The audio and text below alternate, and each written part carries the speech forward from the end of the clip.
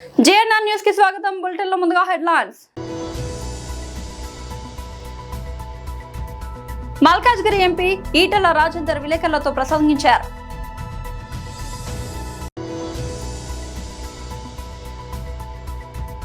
తెలంగాణ భవన్లో బీఆర్ఎస్ నేతల విలేకరుల సమావేశం.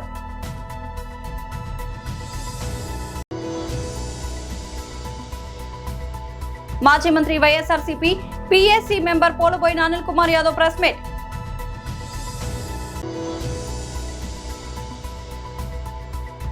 హైదరాబాద్ లో ఇందిరమ్మ ఇళ్ల టవర్స్ లబ్ధిదారుల ఎంపిక. మల్కాజ్గిరి ఎంపీ ఈటెల రాజేందర్ విలేకరులతో ప్రసంగించారు.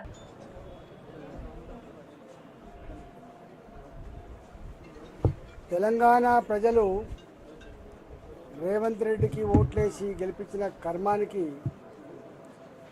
ఏ వర్గం ప్రజలు కూడా తృప్తిగా లేరు. తృప్తి దేవుడికి కానీ ఎవరిని కదిలించిన రేవంత్ రెడ్డి ప్రభుత్వానికి శాపనార్థాలు. ఎప్పుడు కూలిపోతుందో ఈ ప్రభుత్వం అని చెప్పి ఏడుస్తూ ఉన్నారు.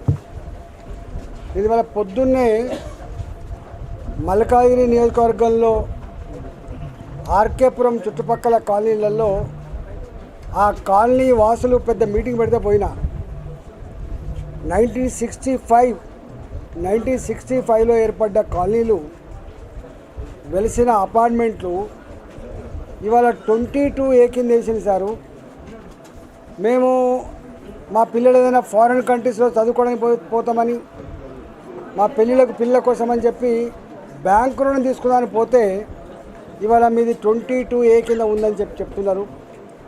ఇదేందని చెప్పి ఎంఆర్ఓ ఆఫీస్కి పోతే, ఆర్డీఓ ఆఫీస్కి పోతే, మున్సిపల్ ఆఫీస్కి పోతే ఇది ఇంతే, ఇవన్నీ కూడా అర్బన్ సీలింగ్ ల్యాండ్స్ అని చెప్పి ఇప్పటిదాకా చేసి వచ్చిన.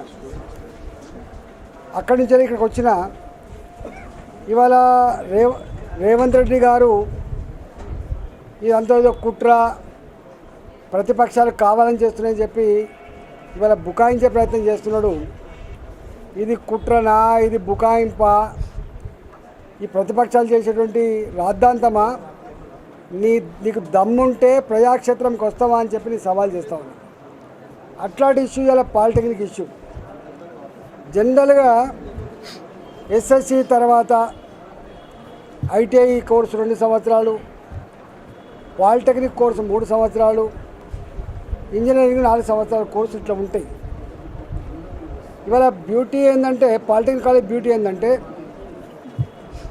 3 సంవత్సరాలు పాలిటెక్నిక్ కోర్స్ చేసిన తర్వాత ఓ 60-70% మంది ఆయన డైరెక్ట్గా ఎంప్లాయ్మెంట్ వచ్చేది.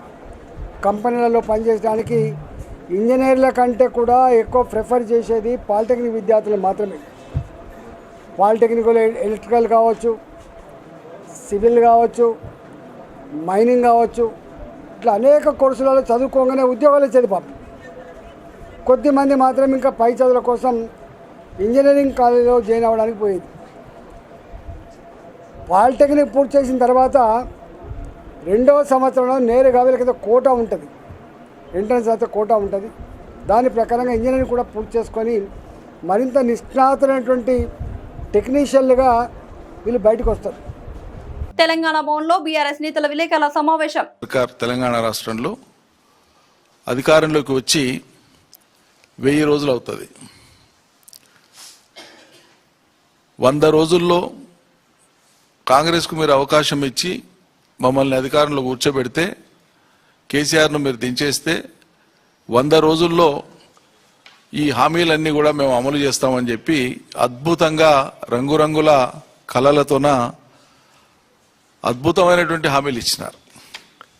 ఆ హామీలు ఇచ్చి ప్రజలను వంచడమే కాదు, బహుశా ప్రజాస్వామ్య దేశంలో ఇప్పటిదాకా ఏ రాష్ట్రంలో ఏ ప్రభుత్వం, ఏ పాలక పార్టీ అధికారంలోకి వచ్చే కంటే ముందు ఏ పార్టీ కూడా ఇంత ఘోరంగా ప్రజల్ని అవమానించడం, అంటే ప్రజల చైతన్యాన్ని పణంగా పెట్టి ఇక అయ్యే తీరుతుంది మీకెందుకు అని చెప్పి సోనియా గాంధీ నుంచి, రాహుల్ గాంధీ నుంచి, ప్రియాంక గాంధీ నుంచి, మల్లికార్జున ఖర్గే గారి నుంచి మొదలు పెడితే ఎక్కడికక్కడ ఏ వర్గానికి ఆ వర్గానికి ప్రత్యేకమైనటువంటి మేనిఫెస్టోను విడుదల చేసి ప్రత్యేకమైన డిక్లరేషన్లను వెల్లడించి మేము అమలు చేసి తీరుతున్నామని చెప్పినారు. మీడియా మిత్రులు అప్పట్లో వాళ్ళు ఈ డిక్లరేషన్స్ చేస్తున్నటువంటి సందర్భంగా మీరు అమలు చేస్తామని చెప్తున్నటువంటి ఈ హామీలన్నీ కూడా అమలు చేయాలంటే ఎన్ని లక్షల కోట్ల బడ్జెట్ అవుతుందో ఏడాదికి మీకు ఏమైనా అంచనా ఉందా? దానికి మార్గాలేంటి? ఇది ఎట్లా సాధ్యమవుతుంది? ఇది సాధ్యం కాదని విఘ్నులు అంటున్నారు. అధికార పార్టీ, ఆనాటికి అధికార పార్టీగా ఉండేటువంటి బీఆర్ఎస్ అంటా ఉంది, సమాజంలోని మేధావులు అంటున్నారు, ఆర్థికవేత్తలు అంటున్నారు. ఇవన్నీ పూర్తిగా సాధ్యం కానటువంటి హామీలుగా మిగిలిపోతాయంటున్నారంటే ఇక బట్టి విక్రమార్క గారు ఓ దిక్కు, రేవంత్ రెడ్డి గారు ఓ దిక్కు, ఆయన మాట్లాడిన మాటలు ఓ అబ్బా ఇంత పొడవు కాదు. ఇక బట్టి విక్రమార్క గారు అచ్చం ఆంధ్ర భాషల ఏమండి మాకేం పరిజ్ఞానం లేదా, మాకేం అనుభవం లేదా, మాది 130 ఏళ్ల పార్టీ, 130 ఏళ్ళు దాటిన పార్టీ, 50 సంవత్సరాల పైచిలకు అధికారం నిర్వహించినటువంటి పార్టీ కేంద్రంలోను రాష్ట్రంలోను, మాకు అనుభవం లేకుండానే లెక్కలు వేసుకోకుండానే బాధ్యతారహితంగానే ఇలా చెప్తున్నామనుకుంటున్నారా? సరిగా ఆయన తనదైనటువంటి శైలిలో అవన్నీ చెప్పి తమకు అనుభవం ఉన్నట్లు, తమ పార్టీకి అనుభవం ఉన్నట్లు, అన్ని లెక్కలు బేరీజ్ వేసుకొనే ఈ హామీలన్నీ ఇస్తున్నట్లు, కాబట్టి ఈ హామీలకు ఏమీ ఢోకా లేదని చెప్పి డంకా బజాయించి చెప్పినారు. ఎన్నికలకు పోయేటువంటి సమయంలో ఎక్కడ కూడా వాళ్ళు ఇచ్చినటువంటి హామీలు ఇస్తున్నటువంటి సందర్భంగా ఎక్కడ కూడా ఇప్పుడుండేటువంటి కేసీఆర్ సర్కారు చేసినటువంటి అప్పులు మా హామీలకు అడ్డొస్తాయేమో, లేదా ఆ హామీలను అధిగమించడానికి, ఆ అప్పుల్ని అధిగమించడానికి, మా హామీల్ని అమలుపరచడానికి మా ముందు ఉండేటువంటి మార్గాలు ఇవి, మేము ఈ రకంగా ఆదాయ మార్గాలను పెంచబోతున్నామని చెప్పి కూడా ఆనాడు ప్రజలకు ఎక్కడ చెప్పలే. అన్ని అభూత కల్పనలు. వాళ్ళు ఒక్కొక్క డిక్లరేషన్ మీ అందరికీ తెలుసు, గతంలో చెప్పినాం, మళ్ళీ గుర్తు చేస్తున్నాం. మాజీ మంత్రి YSRCP PAC member Poluboina Anil Kumar Yadav press meet. బీసీలకి బ్యాక్ బోన్ గా గుర్తించి వాళ్ళకి అవకాశాలు కల్పించింది అది వైఎస్ఆర్ కాంగ్రెస్ పార్టీ, జగన్మోహన్ రెడ్డి గారు అని చెప్పి గతంలో ఎన్టీ రామారావు గారు వచ్చిన తర్వాత ఒక స్థాయి తీసుకొచ్చిన మాట వాస్తవమే. కానీ ఆ పార్టీకి మీ పార్టీకి ఎక్కడ సంబంధం లేదు. అది 95తో చచ్చిపోయింది ఆ పార్టీ, మీరు లాక్కునేశారు. దాని తర్వాత రాజశేఖర రెడ్డి గారు ఎన్టీ రామారావు గారికి భిన్నంగా ఇంకా మిన్నగా చేసిన వ్యక్తి జగన్మోహన్ రెడ్డి గారే అని చెప్పే దాంట్లో ఎటువంటి సందేహం లేదు. దాంట్లో చర్చకి ఎప్పుడు ఎక్కడైనా మేము సిద్ధమని చెప్పి తెలియజేస్తా ఉన్నాం. అలాగే చాలా కీలకమైన పదవి ఉప ముఖ్యమంత్రి. రాజకీయాలలో ఏ వర్గమైనా, అది బడుగలిగిన వర్గాలైనా, దళితులైనా, మైనార్టీలైనా, మాకు రాజకీయంగా మేము అప్లిఫ్ట్మెంట్ ఉండాలి అని కోరుకుంటారు. ఆ కోణంలో ముఖ్యమంత్రి తర్వాత దానికి ఇది గౌరవం ఉందా, అధికారాలు ఉన్నాయా అని పక్కన పెడితే ఉప ముఖ్యమంత్రి అనేది మాత్రమే ఒక హోదా, పెద్ద హోదా. 2014లో నువ్వు ఒక కాపు సోదరులకు, బీసీ సోదరులకు ఇచ్చావు. 2019లో ఆ రోజు అది మీ పాలసీ. 2019లో జగన్మోహన్ రెడ్డి గారు వచ్చిన తర్వాత వీళ్ళకే కాదు మైనారిటీ, ఎస్సీ, ఎస్టీ సోదరులు కూడా ఇస్తే బాగుంటుందని చెప్పి ఇంకొక ముగ్గురికి ఇచ్చారు. అది మా పార్టీ పాలసీ, జగన్మోహన్ రెడ్డి గారి సిద్ధాంతం. 2024 వచ్చే తలికే ఎందుకు బీసీలకు సంబంధించి మీరు తగ్గించారు అన్నది మాత్రమే మేము అడుగుతా ఉన్నాం. ఏ కారణం చేత బీసీలకి మీరు ఉప ముఖ్యమంత్రి ఇవ్వలేదు? అంటే బీసీలు పనికిరారని ఇవ్వలేదా? బీసీలు అర్హులు కాదని ఇవ్వలేదా?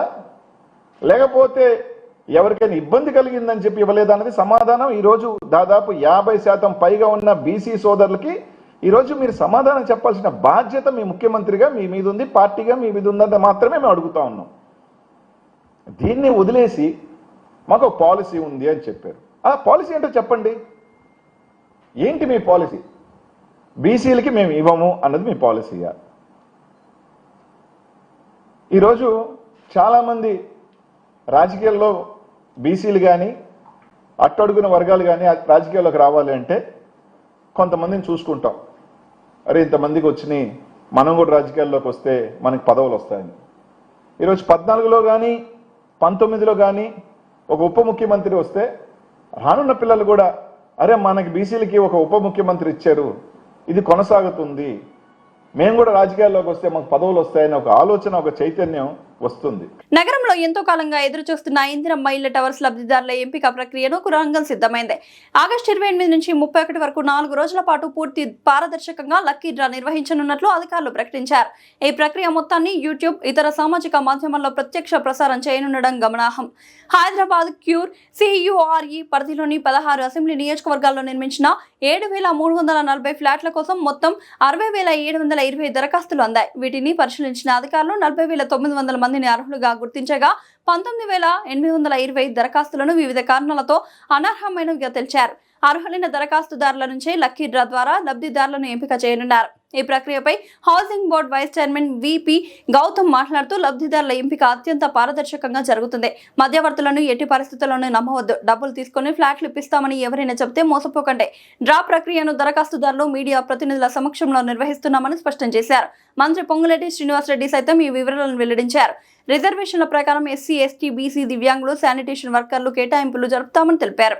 ఒక పులి 2 పిల్లలతో గొల్లగూడెం ప్రాంతంలో సంచరిస్తున్నట్లు ఫారెస్ట్ రేంజర్ ఆఫీసర్ కు సమాచారం అందించిన గ్రామస్తులు హుటాహుటిన సంఘటనా స్థలానికి చేరుకుని డ్రోన్ ద్వారా దర్యాప్తు చేపట్టిన ఫారెస్ట్ రేంజర్ ఆఫీసర్ సత్యనారాయణ విచారణలో ఎలాంటి ఆనవాళ్లు కనిపించలేదని తెలిపిన ఫారెస్ట్ రేంజర్, ప్రజలు ఎవరైనా పెద్ద పులి ఉన్నట్లు గమనించి సమాచారం అందిస్తే తగు చర్యలు చేపడతామని తెలిపిన ఫారెస్ట్ రేంజర్ ఆఫీసర్, పులి సంచారం లేదని, ఎటువంటి కదలికలు లేవని, ఎలాంటి పాదముద్రలు లేవని, ప్రజలు పుకార్లు నమ్మవద్దని, పులి సంచరించే అవకాశం లేదని, సాధారణంగా బావురు పిల్లలు సంచరిస్తూ ఉంటాయని, ఉప ముఖ్యమంత్రి పవన్ కళ్యాణ్ ఇచ్చిన అత్యాధునిక పరికరాలతో పులిని కనిపెట్టడం జరుగుతుందని, పులి జాడ కనిపిస్తే వెంటనే సమాచారం అందించాలని తెలిపిన ఫారెస్ట్ రేంజర్ ఆఫీసర్, ప్రజలలో పుకార్లు వ్యాప్తి చేసి భయభ్రాంతులకు గురి చేసిన వారిపై కఠిన చర్యలు చేపడతామని తెలిపిన ఫారెస్ట్ రేంజర్ ఆఫీసర్ సత్యనారాయణ. తరచూ పెద్ద పులి వస్తుందనేటువంటి వదంతులు అయితే వస్తున్నాయి. ఇప్పుడు తాజాగా మనకి నూజివీడు మండలం ముక్కలపాడులో కూడా పులి సంచారం ఉందని కొంతమంది అయితే ప్రచారం చేస్తున్నారు. మీ సిబ్బంది కూడా పరిశీలించినట్టున్నారు. క్షేత్రస్థాయిలో మీరేం పరిశీలించారు? ఉన్నతాధికారులకి ఏ మేరకు నివేదిక అందించనున్నారు సార్? ఏం చెప్తారు అసలు స్పష్టంగా? సార్, నిన్న ఈ యొక్క ఏదైతే న్యూస్ వచ్చిందో మేము ఇమీడియట్గా ఒకటో స్టాఫ్ని పంపించడం జరిగింది. నేను కూడా తూర్పు దిగువల దగ్గర సులువుగట్టే ఒక ఏరియా ఉంది, మా ఫారెస్ట్ ల్యాండ్ సంబంధించి. ఆ కొండ దిగువ భాగాన రైతు పొలాల్లో ఇలాగ పులి సంచరిస్తుందని ఒక రైతు, చిరుతపులి సంచరిస్తుందని ఒక రైతు చెప్పడం జరిగింది. దాని మీద మేము స్టాఫ్ శాస్త్రీయ ఆధారాలన్నీ మేము పరిశీలించాము. ఎక్కడా కూడా సైంటిఫిక్గా ప్రూవ్ అవ్వలేదు. కానీ మాకు డౌట్ ఏంటంటే, పిల్లి జాతికి సంబంధించిన జాతులు 3-4 ఉంటాయి. దాంట్లో బావురు పిల్లని, గంగం పిల్లని, రకరకాల పిల్లలు ఉంటాయి. సంథింగ్ రైతు కన్ఫ్యూజ్ అయ్యి ఉంటాడు తప్ప అక్కడ ఎటువంటి శాస్త్రీయ ఆధారాలు లబ్ధి కాలేదు. అయినప్పుడు కూడా స్టాఫ్ గస్తీ పెట్టాము, నిరంతరం నిఘా జరుగుతుంది. ఎటువంటి ఫేక్ న్యూస్ కూడా పదవులు చేయొద్దు, రైతులు ఇబ్బంది పడతారు, వాళ్ళ మీద యాక్షన్ తీసుకోవడం జరుగుతుంది. అందరికీ హెచ్చరించి నేను గస్తీ తిప్పడం జరుగుతుంది. సార్, ఇప్పుడు ఇటీవల కొద్ది కాలం క్రితం గన్నవరం నియోజకవర్గంలో పులి సంచారం అనేది కనిపించింది. అట్లాగే ఆగిరిపల్లి మండలంలో కూడా కొంతమంది మీరు అన్నట్లుగా అది బావురు పిల్లుల లేకపోతే పులి పిల్లల అనేటువంటిది కూడా చెప్పడంతో మన సిబ్బంది కూడా ఒక వారం 10 రోజుల పాటు అక్కడ గస్తీ నిర్వహించడం జరిగింది. అసలు ఇవన్నీ ఎలా వస్తున్నాయి అంటారు? దీన్ని ఎలా విశ్లేషిస్తారు? ఇది కొంతమంది ఆగతాయితనం కుర్రోళ్ళు ఫేస్బుక్లో వైరల్ కావాలని చేయడం జరుగుతుందండి. ఇది ఎటువంటి మనకైతే ఏరియాలో పులి అనేది జాడడం లేదు. అది కూడా ఆగిరిపల్లి వచ్చింది కూడా బావురు పిల్లి. ఆ పిల్లలు కూడా కనిపించింది, చిన్న చిన్న పిల్లలు. మేము వైజాగ్ జూకు తరలించడం జరిగింది. అవన్నీ బావురు పిల్లలు, పిల్లి జాతి సంబంధించి ఎటువంటి పులి అయితే లేదు. ఒకసారి మెట్ల పిల్ల మాకు చిరుతపులు వచ్చి అది ఉచ్చులో ఇరుకుని జరిగింది, అది మాత్రం వాస్తవం. తర్వాత ఎప్పటి నుంచి ఎటువంటి జాడ లేదు. ఇప్పుడు కూడా ఏదైనా ఉంటే మేము రెడీగా సిబ్బందితో పెట్టుకున్నాము.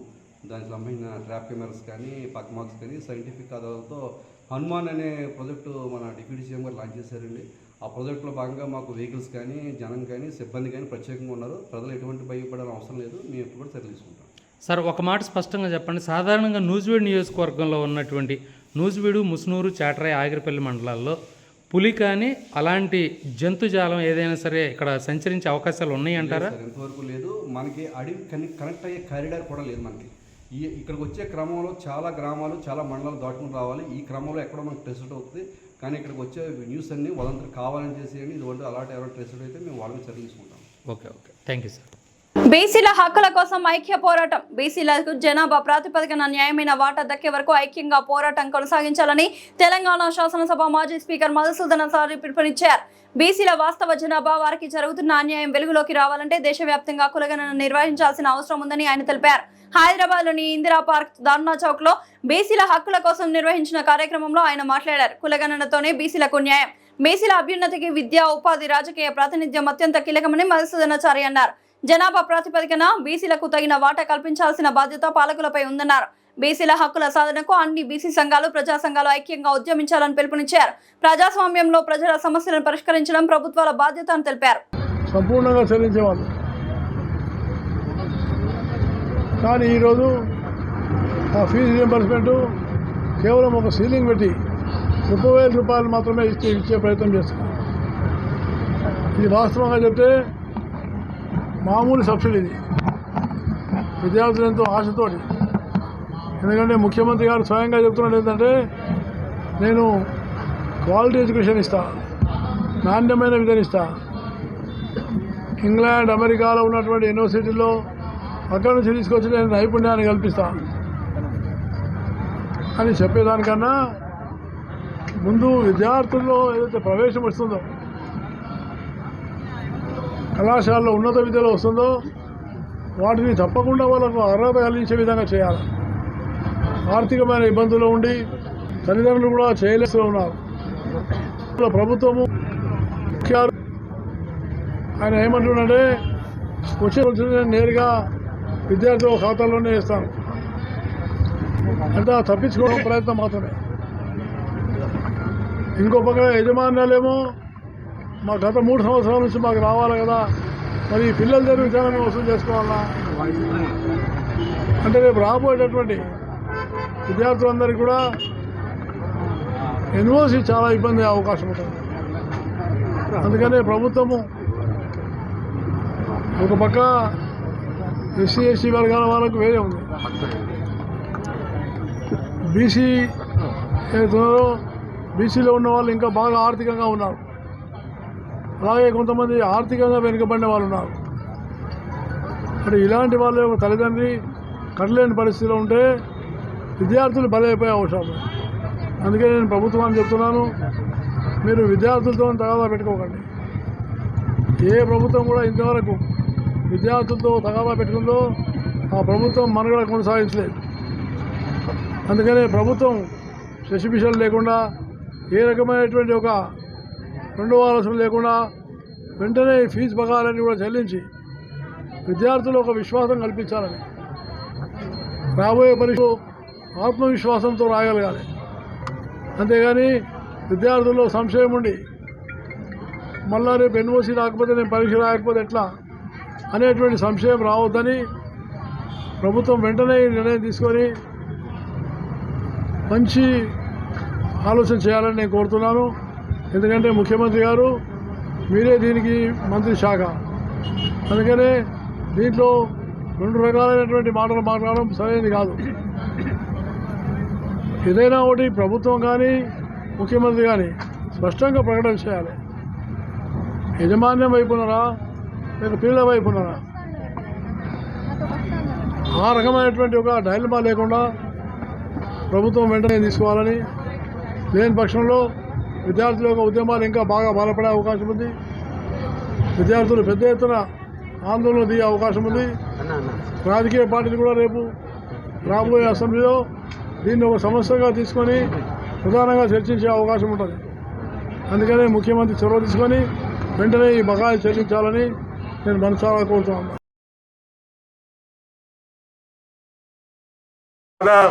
నియంత్రణ లక్షణం కాదా? ఆ రకమైనటువంటి పరిస్థితి దేశంలో కొనసాగితే దేశ ప్రజాస్వామ్యమే ప్రమాదంలో పడేటువంటి అవకాశం ఉన్నది. కాబట్టి మేము మీ విడలు వంచుతాం, అదే రకంగా ప్రజాస్వామ్యాన్ని కూడా కాపాడుకుంటాం. ఇప్పటికైనా మీలో ఆ సోయి, మీలో ఆ విజ్ఞత కలిగి నిర్ణయాలు తీసుకోవాలి. ఆ నిర్ణయాలు తీసుకునేటువంటి సంస్కారం లేదు కాబట్టి మా ఆవేదనను, మాకు జరుగుతున్నటువంటి అన్యాయాల్ని ఈ ధర్నాల ద్వారా మీకు గుర్తు చేస్తూ ఉన్నాం. ఈ ధర్నా ఒక హెచ్చరిక మాత్రమే. మీ నిరంకుశత్వానికి, మీ దుర్మార్గానికి ఇదొక సూచిక మాత్రమే. మీరు అదే మీ లక్ష్యం, మేము ఈ రకమైనటువంటి వైఖరితోనే ముందుకు సాగుతామనేటువంటి దుర్మార్గమే మీ మనసులలో గూడు కట్టుకొని ఉంటే దానికి బుద్ధి ఎట్లా చెప్పాలో కూడా మేము ఆలోచించుకొని ఆ పందాన్ని కూడా ఎంచుకుంటాం అనేటువంటి హెచ్చరిక చేస్తూ, కులగణన జరగాలి, బీసీలది ఫీజు రియంబర్స్మెంట్ పూర్తిగా ఇమీడియట్గా పే చేయాలి, 42% రిజర్వేషన్లను చట్టబద్ధత రావాలి అనేటువంటి డిమాండ్ చేస్తూ ఎర్రా సత్యనారాయణ గారు చేసినటువంటి ఈ కార్యక్రమాన్ని హృదయపూర్వకంగా అభినందిస్తూ కార్యక్రమాన్ని జయప్రదం చేయడంలో పాలుపంచుకుంటున్నటువంటి మా విద్యార్థి మిత్రులకు బీసీ సంఘాల పెద్దలకు మా ఆడబిడ్డలందరికీ మరొకసారి హృదయపూర్వకమైనటువంటి అభినందనలు, ధన్యవాదాలు, సెలవు. బులెటిన్ ముగించే ముందు హెడ్లైన్స్ మరోసారి. మల్కాజ్గిరి ఎంపీ ఈటల రాజేందర్ విలేకరులతో ప్రసంగించారు.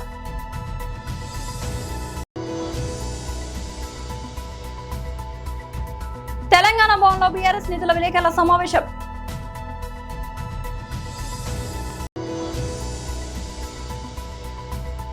మాజీ మంత్రి YSRCP PAC member Poluboina Anil Kumar Yadav press meet.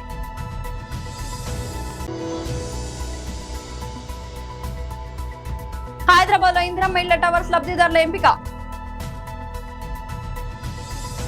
ఇది వాళ్ళ బులెటిన్ అప్డేట్. మరొక బులెటిన్ లో మళ్ళీ కలుద్దాం. అంతవరకు సెలవు.